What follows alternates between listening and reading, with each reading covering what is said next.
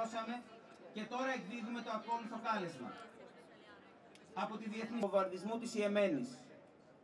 Μέσα από μαζικές αποστολές, εκατομμύρια υποδοχής και τις πολιτικές και νομικές υποστηρίξεις, συγκροτήθηκε μια υποδομή παραμείνουν ενεργές. Καλούμε σε στήριξη των τοπικών δράσεων, πρωτοβουλειών, στις θέσεις. Αλληλεγγύη και ελευθερία στην Παλαιστίνη. Αγωνιζόμαστε για τον τερματισμό του αποκλεισμού. Ελευθερία!